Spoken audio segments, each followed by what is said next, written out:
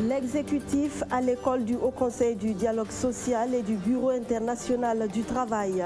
Un séminaire gouvernemental consacré au dialogue social. L'idée est d'outiller les ministres sur la problématique afin d'offrir aux différentes négociations avec les partenaires sociaux plus de chances de prospérer. Dans cette édition, nous irons à la découverte de Kadré Sawadogo, un jeune ingénieur en génie civil qui est en train de révolutionner le secteur de l'élevage au Burkina Faso. Après des études en Turquie, il retourne au Bercail et se spécialise dans la confection de couveuses. Devenu une référence en la matière, il partage aujourd'hui son savoir-faire à travers séminaires et conférences. Et puis, comme tous les 9 août, la communauté internationale célèbre ce vendredi les peuples autochtones. Leur nombre est estimé à 370 millions de personnes à travers le monde et ils font partie des plus marginalisés de la planète. C'est pour éviter leur disparition programmée que les Nations Unies ont institué cette journée depuis maintenant 9 ans. Voilà pour le sommaire, mesdames, messieurs. Bonsoir et bienvenue. C'est un rendez-vous qui ne cesse de se multiplier. Le séminaire gouvernemental de ce 9 août était consacré au dialogue social. Plusieurs experts du Bureau international du travail ont eu une séance de travail avec les membres du gouvernement. Question d'outiller ces derniers pour que le dialogue social déjà en cours soit plus efficace et plus constructif. Kwame Hervé Dapa. Il est autour de 9 h quand le Premier ministre entre dans la salle de réunion, fait le tour pour saluer les membres de son gouvernement, puis prend place une fois le protocole accompli. À sa droite, des experts du Bureau international du travail, et c'est parti pour 4h30 de travail, au cours desquels il sera question d'outils à même de renforcer le dialogue social au Burkina Faso. On a par exemple évoqué des modèles qui ont été couronnés de succès ailleurs. Nous avons parlé des pays où, par exemple, ils ont institutionnalisé le dialogue social avec des institutions de dialogue social. C'est déjà le cas au Burkina Faso avec le Haut Conseil du dialogue social. Nous avons parlé des pays qui ont conclu des pactes, des pays qui ont conclu des chartes, des pays qui ont conclu des contrats sociaux. Tout ceci dans des contextes politiques, économiques, historiques différents. Et tout ceci permet de voir qu'on peut, sur la base du dialogue social, avec le dialogue social, arriver à relever les défis et à avoir autour d'une table les fils du pays, notamment les organisations de travail, d'employeurs et le gouvernement, s'entendre sur ce qui est essentiel. Dans un contexte où le dialogue avec les organisations syndicales est marqué par des phases successives de crispation, le gouvernement aurait-il besoin, peut-être, de nouveaux instruments pour des meilleures négociations? Nous avons été outillés pour que justement le dialogue qui existe, qui parfois connaît des couacs, puisse être mieux mené et aboutir à une situation qui soit porteuse donc des attentes pour le gouvernement, celui donc d'un développement harmonieux dans un contexte apaisé, et porteur également de résultats pour les travailleurs, celui donc d'un travail décent, comme il l'a été expliqué par les différents experts venus nous apporter donc ce séminaire-là. Après les ministres, les experts du BIT ont eu une autre séance de travail cette fois-ci avec les associations de travailleurs et les organisations syndicales. Le procès du putsch manqué de septembre 2015 et les plaidoiries des avocats de la défense qui se poursuivent. Ce vendredi, la parole était à la défense du capitaine Abdoulaye Dao. Romain Oketa pour le compte-rendu. À l'audience du jour, ce sont les avocats du capitaine Abdoulaye Dao qui avaient la parole pour leur plaidoirie. Selon maître Dieudonné Bonkungu, son client a fait l'objet d'acharnement de la part du parquet militaire et des avocats de la partie civile dans ce procès. Il pense que le capitaine Dao a tout simplement été victime de sa notoriété parce qu'il était l'un des officiers du RSP les plus connus. Sinon, comment charger quelqu'un qui n'était pas au courant du putsch parce que se trouvant à Bobo-Dioulasso le jour de l'arrestation des autorités de la transition, se demande l'avocat. D'ailleurs, il affirme que tous les actes posés par le capitaine Dao l'ont été après qu'il ait eu confirmation que la hiérarchie militaire avait donné son accord pour soutenir le coup d'État. Les faits reprochés à l'ancien patron du groupement des unités spéciales du RSP sont entre autres le fait d'avoir désigné puis conduit le médecin-colonel Mamadou Bamba à la télévision nationale pour la lecture de la proclamation et des différents communiqués du CND. Il lui a aussi reproché le fait d'avoir organisé des patrouilles pour disperser les manifestations. Sur ces différents éléments, ces avocats pensent que le parquet a procédé à l'exagération des faits sans toutefois apporter la moindre preuve de leurs accusations à l'encontre de leurs clients. Ils disent retenir que le capitaine Abdoulaye Dao est tout simplement l'homme à abattre et que le parquet a tout orchestré pour mettre fin à sa carrière militaire. Alors que le capitaine Dao fait partie des officiers qui, selon eux, ont contribué à encadrer les jeunes soldats pour éviter les débordements. Ces avocats demandent au tribunal de constater avec eux qu'il n'y a aucune preuve tangible contre leurs clients et de l'innocenté. En rappel, le parquet a requis 5 ans de prison ferme contre le capitaine Dao. La prochaine audience, c'est pour le mardi 13 août prochain. L'élevage de volailles n'a plus de secret pour lui. À 29 ans, Kadri Sawadogo a mis au point une technique de confection de couveuse qui lui vaut aujourd'hui d'être un chef d'entreprise confirmé, mais surtout un formateur de référence. Son portrait avec Luc Pagbelgem. Le Burkina Faso a plus de 80% de sa population vivant de l'agriculture. Cette agriculture ne se passe pas uniquement dans les champs, mais aussi dans les fermes. Et dans les fermes, c'est l'élevage qui trouve son domaine de prédilection. Pour l'élevage des volailles, un jeune a engagé une révolution. Kadri Sawadogo a 29 ans et ingénieur en génie civil. Après l'obtention de son bac D en 2012, il va poursuivre ses études à l'université d'Istanbul en Turquie. Son diplôme d'ingénieur en poche, il va revenir au Bercail malgré les propositions de travail à Istanbul et l'opposition de certains parents. Voilà. Quand j'ai décidé même de revenir au Burkina, beaucoup de mes parents m'encourageaient à rester là-bas. Voilà, qu'il faut rester, bon, ainsi de suite. Mais j'ai trouvé que c'est mieux de revenir au Burkina parce que le secteur, surtout dans lequel nous sommes, a besoin d'être révolutionné. Je suis ingénieur en génie civil. Donc c'est lors de mes études en Turquie que j'ai découvert une technique, voilà, qui va révolutionner le secteur de l'élevage. Cette technique, c'est quoi? C'est une technique qui consiste à fabriquer les couveuses à moindre coût. Voilà, si on va prendre un exemple, avec une couveuse industrielle de 200 œufs, il faut en moyenne 500 000. Mais avec la technique que j'ai appris en Turquie, avec 30 000 francs, on peut se fabriquer la même couveuse. Donc, j'ai commencé avec les couveuses et par la suite, comme je cohabitais avec les éleveurs, voilà, j'ai trouvé qu'il y avait des soucis dans le domaine. Voilà, il y avait les manques de formation, le matériel. Voilà, donc c'est tout ça qui m'a amené à m'intéresser au domaine de l'élevage. Donc, et par la suite, quand j'ai commencé, je me suis formé très bien en Turquie. Et une fois au retour au Burkina, j'ai collaboré avec des docteurs et des ingénieurs du domaine. Réduire les coûts de fabrication de couveuses et les coûts de production en élevage sont les objectifs du jeune diplômé dès son retour définitif au Burkina Faso en septembre 2018. Il se lance donc en aviculture et va démarrer son entreprise Mira Incubator avec 100 000 francs CFA. Son premier projet était axé sur la fabrication de couveuses, la formation sur la fabrication de couveuses et la fourniture de pièces. Mira Incubator va évoluer et diversifier ses offres avec l'arrivée de Mira Élevage. Cadré forme désormais en élevage, propose des aliments pour volailles et bétail, fournit des poussins et du matériel d'élevage. Quand je suis venu, j'ai commencé à fabriquer. Parce que la couveuse même, ça a été par coïncidence. Parce que j'ai voulu mettre en place le projet et c'est ça qui m'a conduit à la fabrication des couveuses. Vous voyez, ce n'est pas par intérêt économique, ainsi de suite. Quand j'ai commencé, bien vrai qu'au début, je fabriquais seulement pour les vendre, mais par la suite, j'ai commencé à former les gens. Parce que je me suis dit, bon, pourquoi ne pas vulgariser? Parce que j'ai vu que la technique, c'est une technique qui va révolutionner le secteur. Donc c'est ça même qui m'a poussé. Si par exemple aujourd'hui, chaque agriculteur, surtout en milieu rural, arrive à se procurer une couveuse, et la production en volaille sera boostée. Donc c'est tout ça qui m'a conduit même à divulguer le savoir qui est la technique de fabrication des couveuses. Aux âmes bien nées, la valeur n'attend point le nombre d'années, dit-on.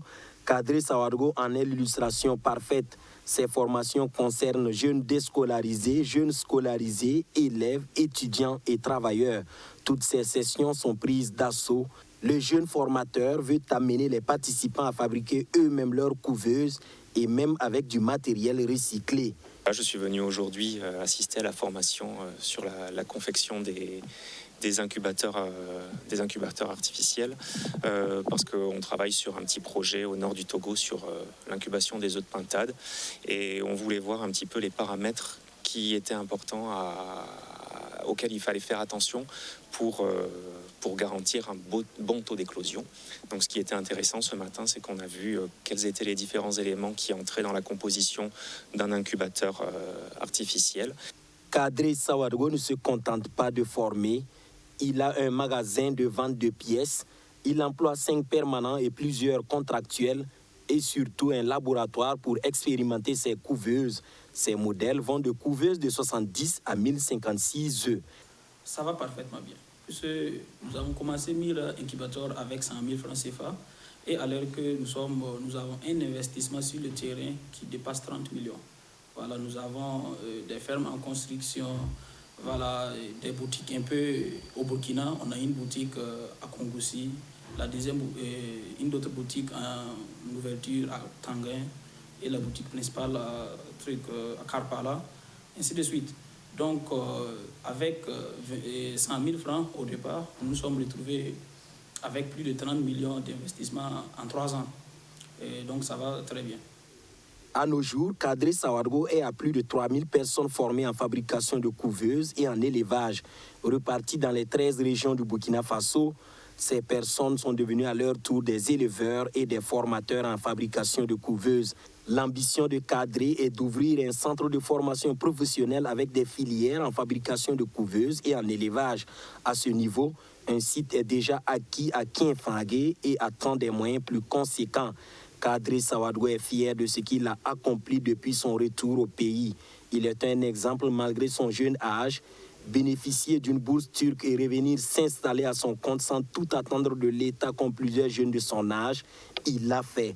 Son parcours lui a valu en cette année 2019 une distinction.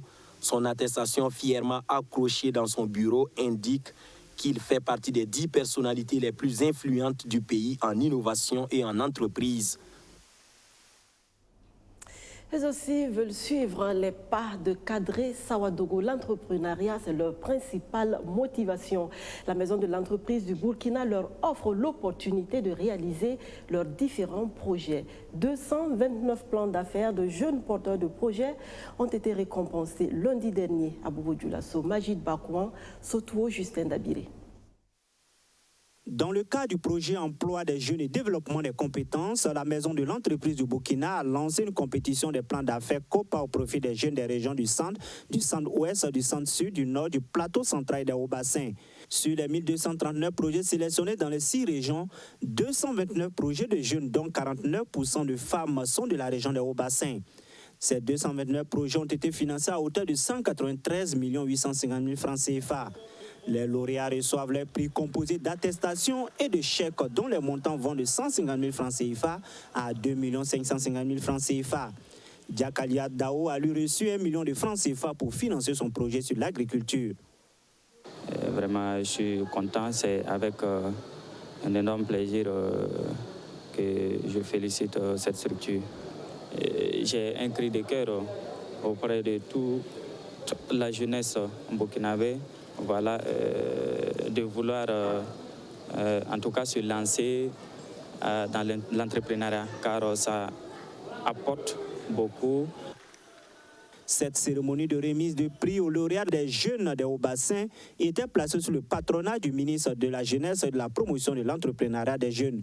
Salifo Thiem Touré rassure qu'un suivi sera mis en œuvre de sorte que les prix obtenus soient convenablement utilisés par les lauréats.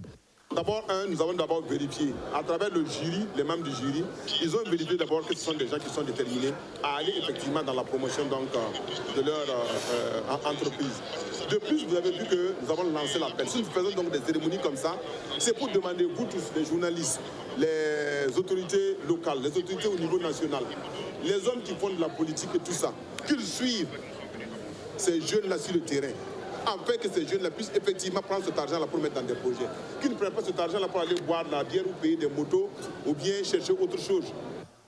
La sélection de ces 229 jeunes de la région des Hauts-Bassins s'est faite après une formation à laquelle ont participé tous les candidats à la COPA. C'est à la suite de cette formation initiée par la maison de l'entreprise que les projets des 229 jeunes de la région des Hauts-Bassins ont été retenus pour financement selon le directeur général de la maison de l'entreprise du Burkina. Nous avons donc procédé à la formation de l'ensemble des jeunes qui étaient intéressés par le projet. Et vous avez vu dans la mise en œuvre de la composante dont nous avons la responsabilité, nous avons pu former au-delà du montant ou du nombre qui était prévu. Donc la maison de l'entreprise a procédé d'abord à la formation pour nous assurer que ceux qui seront lauréats sont à mesure d'exécuter leur projet. À ce jour, sur une cible initiale de 34 200 bénéficiaires, 53 934 jeunes et femmes ont bénéficié des activités du projet emploi de jeunes et développement des compétences, soit un taux de résultat de 157,70%. Le montant global du projet emploi des jeunes et développement des compétences est estimé à 1,43 70 francs CFA. Passé l'étape de la création d'entreprises, nos lauréats vont devoir assumer un certain nombre de responsabilités, parmi lesquelles la RSE, la responsabilité sociale de l'entreprise. Un concept promu par l'Institut international d'ingénierie de l'eau et de l'assainissement à travers le Café RSE qui était mercredi à sa 5e édition. Arsène Konditamdi. Pendant longtemps, la responsabilité sociale de l'entreprise a été considérée comme un concept qui incombe uniquement aux multinationales et autres grandes entreprises. Avec le Café RSE organisé ce 7 août, l'objectif est de contribuer à déconstruire cette idée reçue, longtemps restée dans l'imaginaire collectif. L'idée aussi est de promouvoir l'éthique et le développement durable au sein des petites et moyennes entreprises, et cela commence par des gestes simples. Vous comprenez que mettre en place une charte sociale ne coûte pas, alors que la charte sociale ou la charte éthique ne fait que l'état des lieux, des principes autour desquels l'entreprise veut travailler. Après, on peut rentrer dans des actions, dans des projets, programmes et autres qui vont peut-être coûter. Mais les gestes simples, par exemple, au sein d'une organisation ne coûtent non plus. Donc, il n'y a pas que des investissements en RSE. C'est surtout les valeurs, les enjeux, et après, on peut voir des actions les plus simples qu'ils soient et aller vers celles qui vont le plus coûter.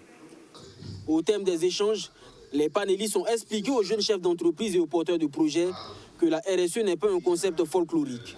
Elle est même capitale pour toute entreprise qui voudrait se développer sainement.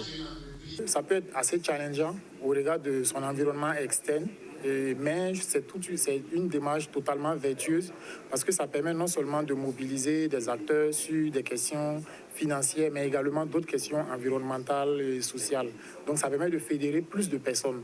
Et plus de personnes, plus de points de vue, c'est toujours bon pour une entreprise. Ça pourrait impliquer une certaine lenteur en griffe dans l'évolution de ces activités, mais c'est pour les bonnes causes. C'est une phase de consolidation des activités.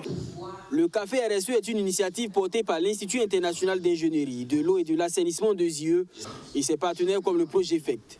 Il est à sa 5e édition et permet à de nombreux jeunes entrepreneurs de s'imprégner des bonnes pratiques et les intégrer dans leurs activités quotidiennes. Plus de 2 mois après le lancement officiel de la campagne agricole, l'Union nationale des producteurs de coton rend compte de ses actions à ses membres. Au cours d'une assemblée générale tenue ce mercredi 7 août à Bobo-Dioulasso, le conseil d'administration de l'UNPCB, satisfait du bon déroulement de la présente campagne, a fait le point sur ses activités en 2018 et adopté le budget prévisionnel 2019 et le nouveau manuel de procédure. Sur place dans la ville de Sia, le reportage de Soto, Justin Dabiré.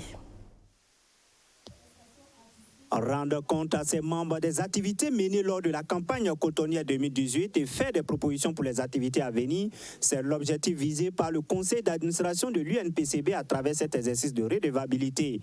Pour le président de l'UNPCD, cette assemblée générale se veut être une tribune pour magnifier la confiance placée en eux et rassurer les membres de l'Union de l'engagement du conseil d'administration à gérer de façon efficiente l'UNPCB.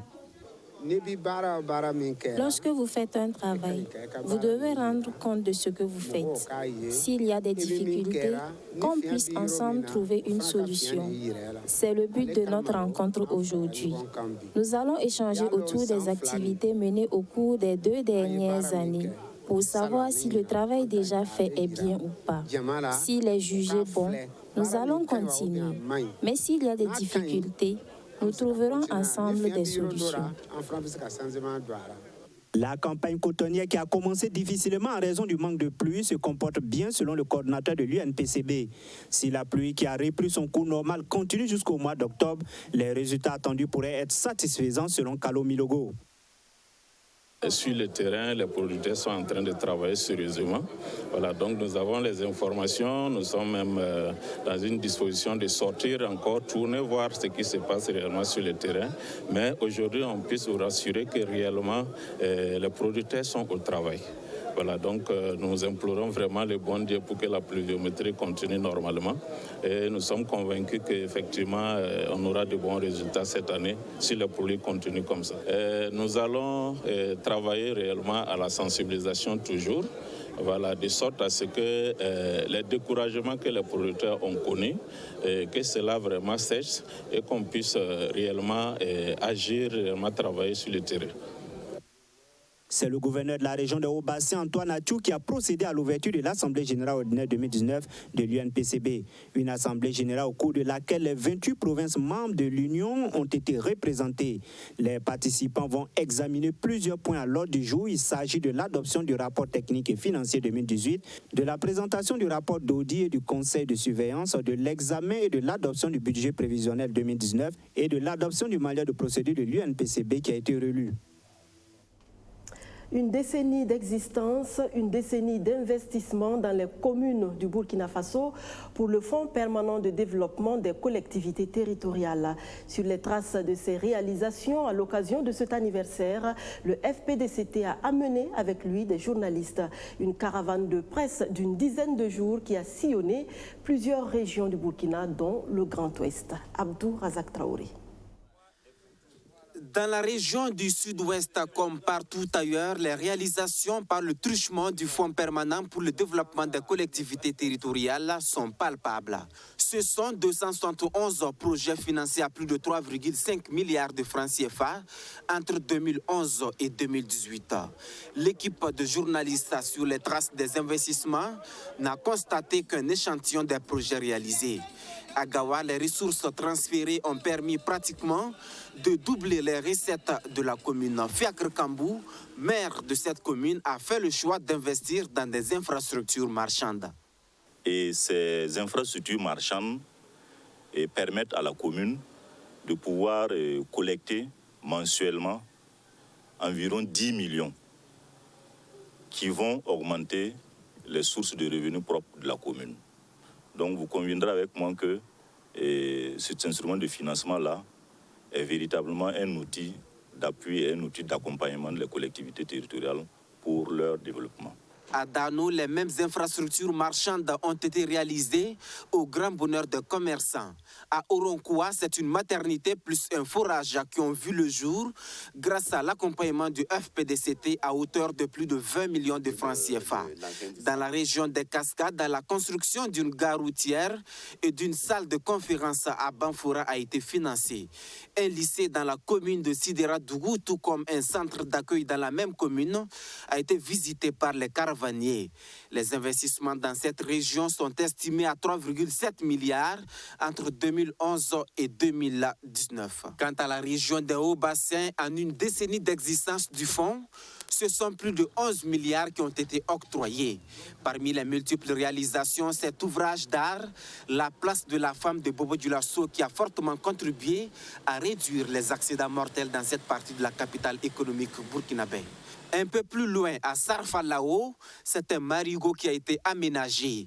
Des caniveaux ont été construits à cet effet, mettant ainsi fin de manière drastique aux inondations dans cette partie de la ville de Bobo Dioulasso. L'autre région voisine au Haut-Bassin, c'est-à-dire la boucle du Mouhoun, environ 530 projets ont vu le jour avec un financement de plus de 8 milliards entre 2011 et 2019. Santé, éducation, commerce, administration, culture, tous ces domaines ont été touchés par les réalisations. Au sein du conseil régional, c'est un édifice hôtelier qui est bâti pour accroître les ressources de l'institution en faveur du développement. que ce soit dans les communes de la boucle du Mouhoun, du sud-ouest des Cascades ou encore des Hauts-Bassins, partout les acquis du FPDCT ont été loués par les responsables de collectivités territoriales. Une manière également de solliciter encore plus de ressources de l'institution qui se positionne aujourd'hui comme le bras financier de la décentralisation au Burkina Faso.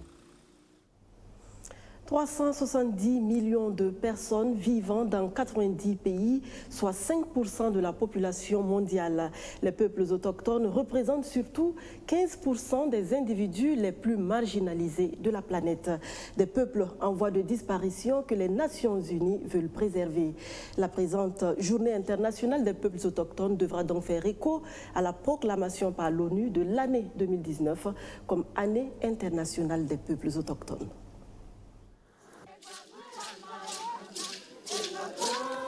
En cette journée internationale des peuples autochtones, l'avenir de ces derniers semble peu à peu s'assombrir, car leurs territoires sont en danger. En Amazonie, au Brésil, le gouvernement de Jair Bolsonaro préconise la libéralisation des lois environnementales pour permettre l'exploitation économique de l'environnement. Il a même dernièrement nié l'avancée de la déforestation dans les zones protégées. Pour les défenseurs de ces peuples, les politiques de l'exécutif brésilien contribuent, parfois littéralement, à l'extermination des communautés autochtones. Pour moi, c'est le néofascisme qui est arrivé au Brésil. Et cette politique qu'il crée est une politique d'extermination, de génocide. Est-ce que ça se répète encore une fois? Pour moi, le gouvernement Bolsonaro est un gouvernement génocidaire. Selon les données révélées par la Banque mondiale, 1/5 de toute la surface des terres dans le monde fait partie des territoires autochtones. Dans cette petite partie de la planète se concentrent 80% de la biodiversité terrestre. Les populations résidentes vivent en tant que gardiens de la nature en conservant des techniques anciennes de préservation de l'environnement. Un phénomène également observé en Europe, où la plupart des tribus sont concentrées dans la région arctique. Federica Mogherini met toutefois en garde contre la pauvreté, la violence et les effets disproportionnés de la crise climatique à laquelle les communautés sont soumises. Dans une déclaration, la chef de la diplomatie européenne a réitéré l'engagement de l'Union à promouvoir et à défendre les langues et cultures autochtones. Toutes les 2 semaines, une langue indigène disparaît dans le monde. Aujourd'hui, plus de 90 pays abritent environ 370 millions de personnes appartenant à des tribus autochtones. Les Nations Unies ont mis en garde contre les menaces qui pèsent sur ces populations. Quand la tourmente sera passée, vous vous rendrez compte que ces épreuves qui auraient pu vous faire perdre courage vous ont au contraire renforcé. Sur cette pensée du philosophe et maître spirituel bulgare Omran Mikhail Ivanov, je vous dis merci de votre constante fidélité au 19h30 de BF1 et à très bientôt. Bon week-end à vous tous.